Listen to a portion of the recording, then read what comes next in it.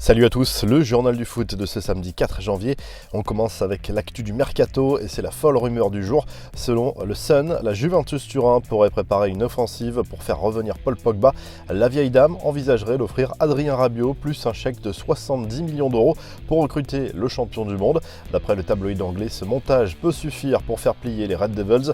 L'avenir de Christian Eriksen se précise. En fin de contrat en juin prochain, le joueur de Tottenham est forcément très courtisé et l'international danois semble décidé.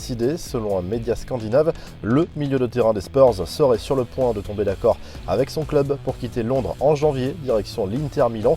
Diego Maradona aux abonnés absents dans son club du Gimnasia en Argentine, alors que les rumeurs l'envoient au Venezuela qui vient de voir son sélectionneur démissionner.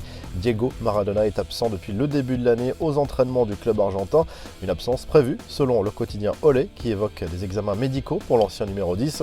Quelques infos en bref et cette bien triste nouvelle. Nathaël Julan, attaquant de 23 ans de l'En Avant Guingamp, est décédé ce vendredi dans un accident de la route. Son club a publié un communiqué pour présenter ses condoléances à la famille. Mauvaise nouvelle pour Mamadou Sakho qui souffre d'une blessure aux ischio-jambiers. Crystal Palace va devoir se passer des services du défenseur central français de 29 ans pendant une longue durée selon son entraîneur. Présenté vendredi midi aux médias, Zlatan Ibrahimovic a ensuite disputé un match amical avec ses nouveaux coéquipiers de l'AC Milan et le Suédois est déjà bien en jambes. Buteur et passeur décisif, l'ancien parisien a participé à la large victoire 9-0 de l'AC Milan face à un club amateur. Il se dit prêt à jouer dès lundi soir contre la Samp.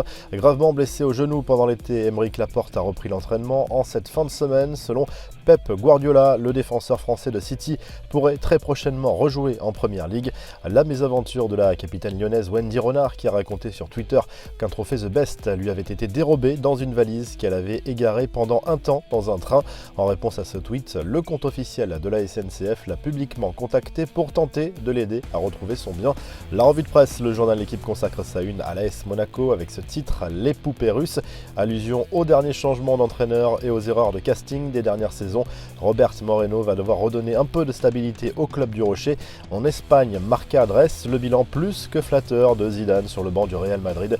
Le Français, nommé pour la première fois il y a 4 ans, a réussi à redresser la barre après de nombreuses critiques en début de saison. Côté catalan, le Mundo Deportivo parle surtout du derby entre le Barça et l'Espagnol Barcelone, coup d'envoi ce samedi à 21 h. Et en Italie, Tuttosport parle du mercato hivernal. Le quotidien sportif relance notamment la rumeur d'un retour de Paul Pogba à la Juve en s'appuyant sur les déclarations de Ryan Giggs qui a suggéré à Manchester United de vendre le français. Vous retrouvez toute l'actu foot sur topmercato.com, l'appli Top Mercato et à très vite pour un nouveau journal du foot.